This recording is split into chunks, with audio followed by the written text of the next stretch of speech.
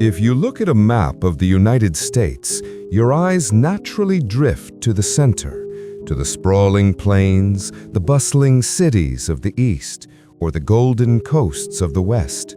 But there is a piece of America that refuses to be tamed, a piece that hangs off the edge of the continent like a heavy, frozen crown. This is Alaska. It is a land of superlatives, the biggest, the coldest, the most isolated. But beneath the breathtaking glaciers and the midnight sun lies a darkness that has nothing to do with winter. There is a geometric shape carved into this wilderness, invisible to the eye, but felt in the bones of every pilot who flies over it. From the northern icy tomb of Barrow down to the fractured islands of Juneau and west to the urban sprawl of Anchorage lies the Alaska Triangle. Here, the statistics are not just numbers, they are screams cut short. Since 1988, 16,000 people have vanished within these borders. That is more than the population of some American towns. They didn't just die. They were erased. No bodies, no wreckage, no goodbyes. But to truly understand the hunger of this land, we cannot start with the statistics. We must start with the day the Triangle proved that no amount of power, prestige, or political influence can save you when the wilderness decides to take you. October 16th, 1972. The world was changing. The Vietnam War was raging. The Watergate scandal was just beginning to simmer in Washington, D.C., and the Cold War had turned the Arctic into a militarized zone. But in Anchorage, Alaska, it was just another gray, biting morning. At the Anchorage International Airport, a small twin-engine Cessna 310C sat on the tarmac, its metal skin cold to the touch. The plane, tail number N1812H, was a sturdy machine, a workhorse of the Alaskan skies. But the cargo it carried that day was anything but ordinary. Walking across the tarmac, their breath rising in plumes of white steam, were two of the most powerful men in American politics. First was Hale Boggs, the House Majority Leader. Boggs was a titan of Washington, a man who sat at the right hand of history, holding secrets that could topple governments. He was in Alaska to campaign for his colleague, the second man boarding the plane, Congressman Nick Begich. Begich was Alaska's own son, a man who knew the rugged state better than anyone. Accompanying them was Russell Brown, a young, ambitious aide, and at the controls was Don Johns. Don Johns was not your average Sunday flyer. He was a veteran, a man who had logged thousands of hours fighting the unpredictable Alaskan weather. He knew that in Alaska, the weather doesn't just change, it attacks. As the four men strapped themselves into the tight cabin of the Cessna 310C, the mood was likely one of routine efficiency. They were headed to Juneau, the state capital, a flight path that would take them over some of the most treacherous terrain on the planet.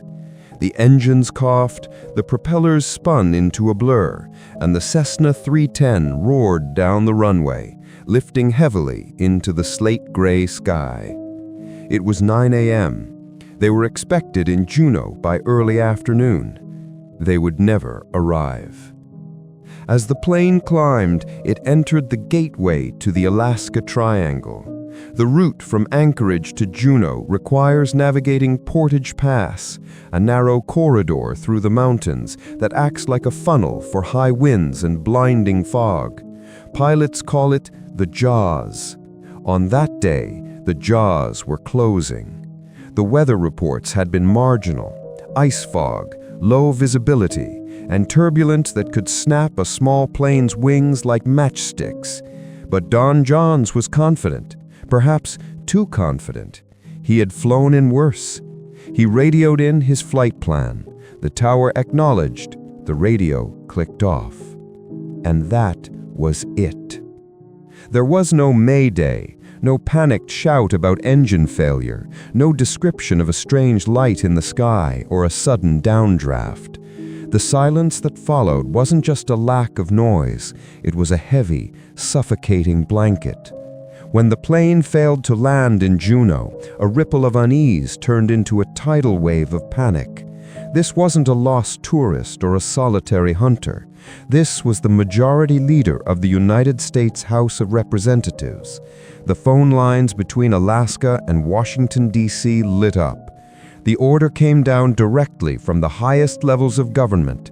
Find them. Use everything we have. What followed was the largest search and rescue operation in the history of the United States up to that point. It was a mobilization of wartime proportions. The U.S. Air Force, the Coast Guard, the Army, and the Civil Air Patrol launched a fleet of over 40 military aircraft and 50 civilian planes. They didn't just look, they dissected the landscape. For 39 days, the sky over the Alaska Triangle was filled with the roar of engines. They flew grid patterns so tight that birds should have been nervous. The government was desperate. They brought in the SR-31 Blackbird, the legendary high-altitude spy plane capable of flying at 3 times the speed of sound. Usually used to photograph Soviet missile silos, the Blackbird was tasked with photographing the Alaskan wilderness from the edge of space, hoping its advanced cameras could spot a glint of metal in the endless white. Ground teams, risking their own lives, trekked through snow that was chest-deep, probing ravines and frozen lakes. They covered 325,000 square miles, an area larger than the entire state of Texas. The result? Nothing. Absolutely zero. It defies the laws of probability. A plane crash is a violent, messy event. It leaves a scar. Trees are sheared off. Metal is scattered. Fire leaves a black scorch mark against the white snow. Even if a plane sinks into the water, oil slicks rise to the surface, seat cushions float. But in the case of Boggs and Begich, the Cessna 310 had simply ceased to exist in our dimension. Conspiracy theories exploded immediately. Was it an assassination? Hal Boggs sat on the Warren Commission, investigating the death of JFK, and had vocal disagreements with the FBI's J. Edgar Hoover. Did a bomb disintegrate the plane in midair? Or was it something else, something native to the Triangle? During the search, pilots reported strange anomalies. Radios would crackle with static that sounded almost like voices. Compasses would drift 10, 20 degrees off course for no reason. Some searchers spoke of electronic fog, a gray metallic haze that seemed to adhere to their aircraft, baffling their instruments and disorienting their senses.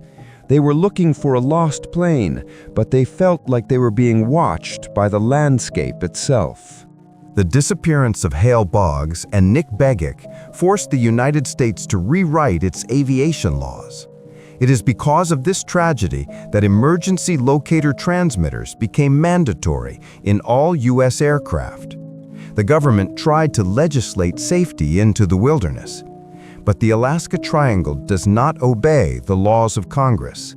Even with modern technology, planes continue to vanish in this exact same corridor. This event is the cornerstone of the mystery. It proves that the Triangle doesn't care who you are. But to understand why this happens, we have to look deeper than a single crash. We have to look at the energy of the Earth itself. Scientists call them vile vortices, points on the globe where electromagnetic fields behave erratically. The Bermuda Triangle is one. The Alaska Triangle is another. But in Alaska, this invisible energy interacts with a geography that is already lethal. If the disappearance of politicians in 1972 was a tragedy, the events of January 26, 1950 were an impossibility. This was the height of the Cold War. Alaska was not just a wilderness, it was the first line of defense against the Soviet Union. The skies were watched, the airwaves were monitored. Nothing was supposed to move without the United States military knowing about it. Enter the Douglas C-54 Skymaster. This was a leviathan of the skies, a four-engine transport plane built to endure war. On that freezing January day, it roared down the runway at Elmendorf Air Force Base in Anchorage, bound for Montana. On board were 44 souls, elite pilots, crew, and military personnel. These were men trained to survive. The weather was clear. The plane was in perfect mechanical condition. They climbed into the atmosphere, radioed their position over the Yukon Territory, and then the Alaska Triangle simply erased them. But this wasn't a standard crash. This is where the file turns from unsolved to unnerving. Hours after the Skymaster vanished, a massive search fleet was launched. During the search, pilots flying over the desolate, snow-covered valleys began to hear something. Through the static of their headsets, faint, rhythmic radio signals pushed through. Distress calls, clear, distinct, and desperate. The search planes triangulated the signal. They narrowed it down to a specific sector of the wilderness. Adrenaline pumped through the veins of the rescue teams. They thought, "We found them. They are alive." Ground teams were dropped in. They hiked through waist-deep snow, battling temperatures that froze their eyelashes shut. They reached the coordinates of the signal. And what did they find? Nothing. No plane, no fire, no footprints, just the silent, mocking trees standing guard over an empty patch of snow. The radio signals continued for a short while, then faded into the ether. It was a ghost signal, a transmission from nowhere. Did the C-54 slip into a magnetic vortex, trapping the crew in a loop of time? Or did the plane crash into a frozen lake, sinking so fast that the radio kept transmitting from beneath the ice until the batteries died?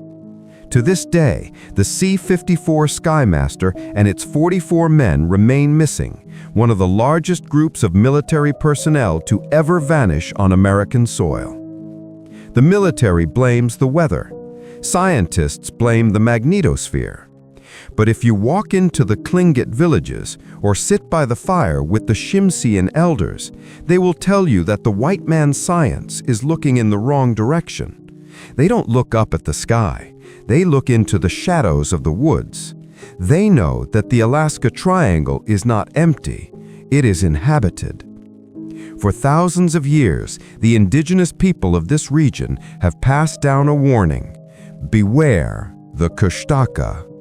In the native tongue, Kushtaka roughly translates to land otterman. But this is no animal. It is a shape-shifting entity, a malevolent spirit that thrives on the boundary between the water and the land, the living and the dead. The legends are terrifyingly specific. The Kushtaka does not attack you with claws. It attacks your mind. Imagine you are a hiker lost in the triangle. You are cold, tired, and panic is setting in. Suddenly you hear a sound, not a roar, but a cry, a woman screaming for help, or worse, the distinct, heartbreaking cry of a baby. Your human instinct screams at you to help, to run toward the sound. You stumble through the brush, the crying getting louder, closer, but you never find the baby. You only find yourself deeper in the woods, farther from the trail. The Tlingit say this is the Kushtaka's game. It mimics the sounds of your loved ones to lure you away from safety. Once you are isolated, exhausted, and freezing, it reveals its true form. It doesn't kill you, it steals your soul, turning you into a Kushtaka, doomed to prowl the triangle forever. Modern search and rescue teams have found hikers who died of hypothermia in strange conditions. They are often found naked, their clothes folded neatly beside them. Science calls this paradoxical undressing, a final symptom of freezing to death where the brain tricks the body into feeling hot. But the elders shake their heads. They say the victims were stripped by the Kushtaka, tricked into shedding their protection before the final darkness took them. But the triangle's appetite isn't limited to the land or the sea. It reaches into the stars. November 17, 1986, Japan Airlines Flight 1628, a massive cargo freighter, was cruising over Alaska on its way from Paris to Tokyo. The pilot was Captain Kenju Terauchi, a veteran with 10,000 hours of flight. He was a man of logic, not fantasy. Suddenly, over the icy expanse of the triangle, Terauchi saw lights, not stars, not another plane. Two small rectangular craft appeared on his left, moving with a speed that defied physics. They ignored inertia, darting instantly from a standstill to Mach speed. And then the true horror arrived. Behind the smaller lights, a massive shape emerged from the darkness. It was a mothership, a walnut-shaped craft that Terauchi described as being twice the size of an aircraft carrier. It sat silently off his wing, blocking out the stars. The cabin was bathed in a strange, warm heat. Terauchi, terrified, radioed Anchorage Air Traffic Control. "Do you see anything on radar?" The answer sent chills down the spines of the controllers. "Yes, JAL 1628. We have a primary target." This was not a hallucination. The military radar at Elmdorf Air Force Base also picked it up. For 50 harrowing minutes, this colossal object stalked the cargo plane across the Alaskan sky. It performed maneuvers that no human technology could replicate. And then, just as they approached Fairbanks, the object shot away into the blackness of space, vanishing in the blink of an eye. The FAA investigated. The CIA got involved. Captain Terauchi was grounded for speaking out, his career ruined, only to be reinstated years later when the radar data proved he was telling the truth. What was it? Why Alaska? Some theories suggest that the same magnetic anomalies that crash planes act as a beacon, a refueling station, or a portal for visitors from other worlds. They come to the triangle because the Earth's shield is weak here, a doorway left slightly ajar. So what is the Alaska Triangle? Is it a graveyard of geography where mountain peaks and freezing waters conspire to kill? Is it a magnetic vortex that bends instruments and minds alike? Is it the hunting ground of the Kushtaka, an ancient spirit collecting souls? Or is it a parking lot for extraterrestrial intelligence? The truth is likely a terrifying tapestry of all these things. We like to think we have conquered the planet. We have mapped every inch, climbed every peak, and sailed every sea. But Alaska stands as a frozen monument to our arrogance. It is a place where the map ends and the mystery begins. It is a reminder that there are still corners of this earth that do not belong to us. When you fly over the triangle, look down at that endless white blanket. It looks peaceful, it looks pure, but remember the 16,000 people who are down there right now. They are not in a cemetery. They are in the ice. They are in the deep ravines. They are in the bellies of the stuffed clouds. They stepped into the void, and the void stepped back. The Alaska Triangle remains open. The files are unsolved, and the wind that howls through the Chugach Mountains carries a whisper for anyone brave enough or foolish enough to listen. You are welcome to enter, but you are never promised a return. If you enjoyed this kind of story, don't forget to subscribe to our channel for more real mysteries, hidden history, and untold truths. Let us know your thoughts in the comments below and tell us what kind of stories you'd like to see next. Your support helps us keep these stories alive. Thank you for watching.